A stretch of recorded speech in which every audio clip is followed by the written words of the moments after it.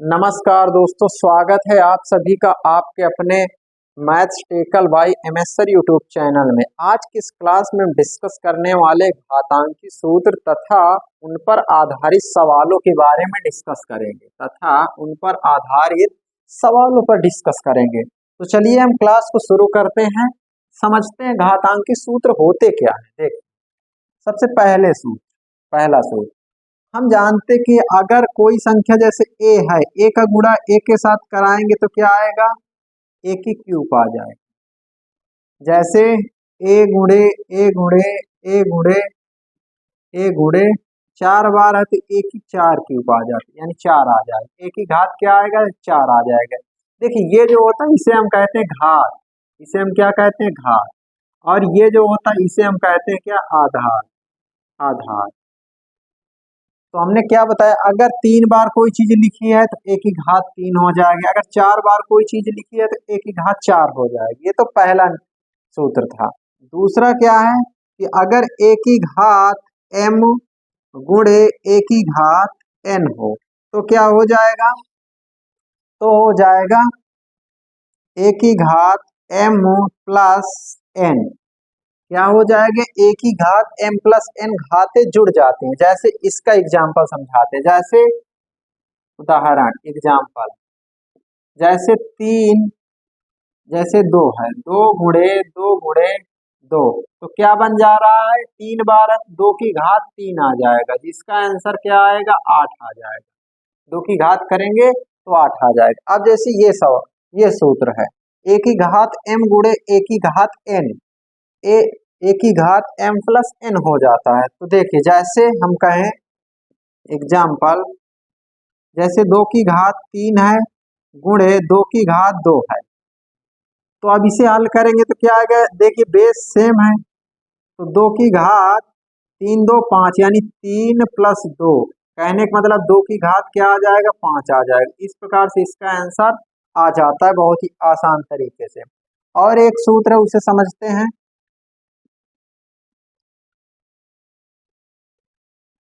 सूत्र नंबर 3, जैसे a की घात m गुणे b की घात m है।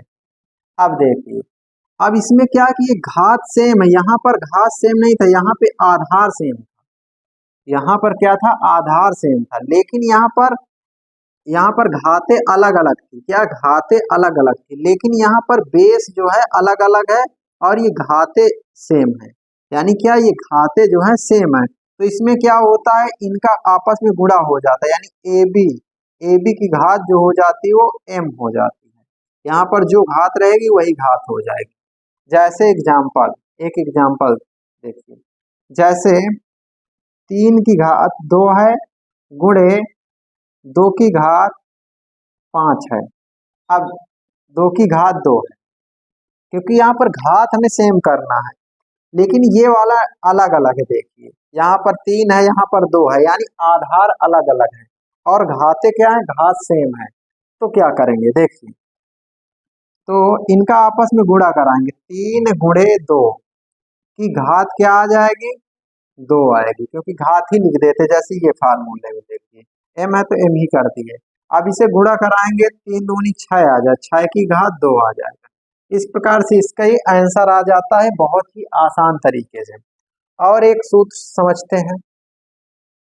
देखिए, जो कि वो सूत्र है, ए की घात m भागे ए की घात m भागे ए की घात n, तो इसका क्या होगा, ए की घात m माइनस n। इस प्रकार से ए की घात m माइनस n आ जाएगा। एक एग्जाम्पल की सहायता से समझते हैं। ओ बाबा,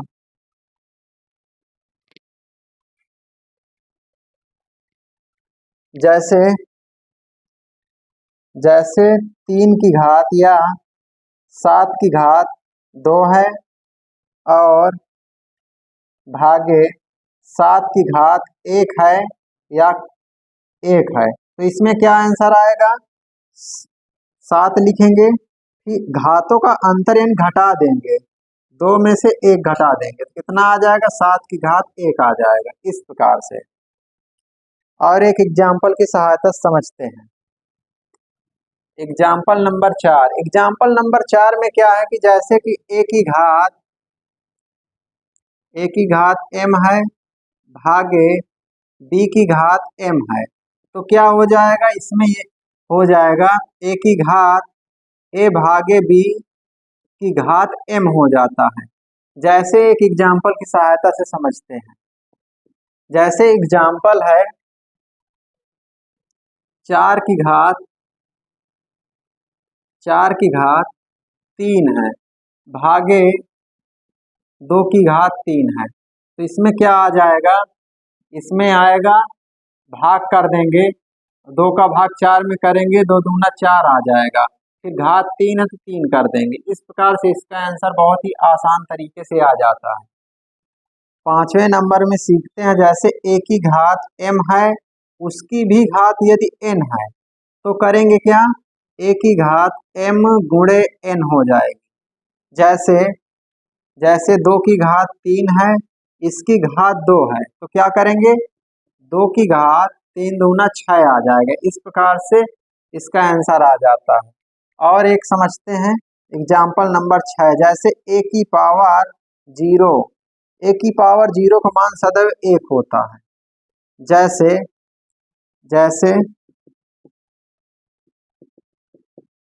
जैसे